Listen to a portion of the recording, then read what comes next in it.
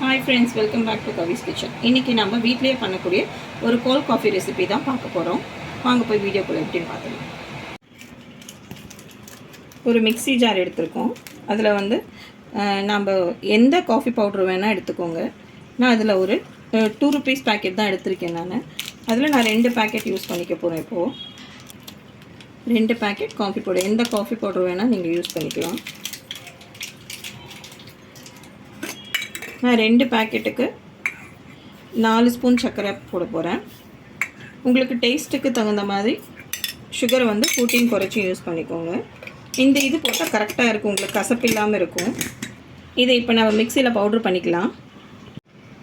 இது கூட நான் ஒரு 2 ஐஸ் க்யூப் போட்டு நைஸாக அரைச்சிக்கலாம். பவுட்ராக ஆகிடுச்சு. நல்ல நைஸ் பவுடராக அரைச்சதுக்கப்புறம் ஐஸ் க்யூப் போட்டு நம்ம அரைச்சிக்கலாம்.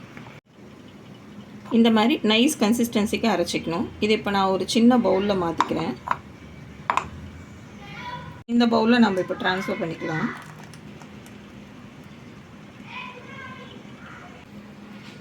இந்த மாதிரி ஒரு பீட்டரை வச்சு நல்லா மிக்ஸ் பண்ணிகிட்டே இருங்க. அது ஒரு திக் கன்சிஸ்டன்சிக்கு உங்களுக்கு வரும்.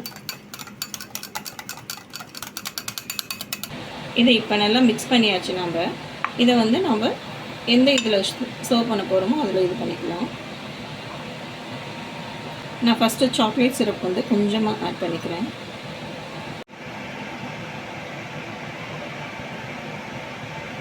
சாக்லேட் சிரப் இந்த மாதிரி ஃபுல்லாக டம்ளர் ஃபுல்லாக நம்ம இது பண்ணிக்கலாம்.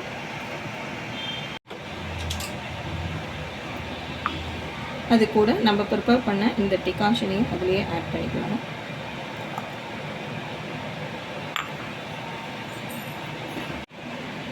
சில்டு மில்க் நான் ஆட் பண்ணிக்கிறேன்.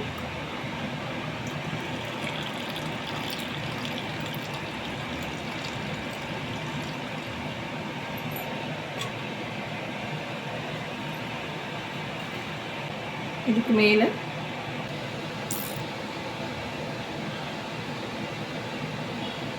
இந்த மாதிரி உங்களுக்கு வேண்டிய மாதிரி டெக்கரேட் பண்ணிக்கலாம்.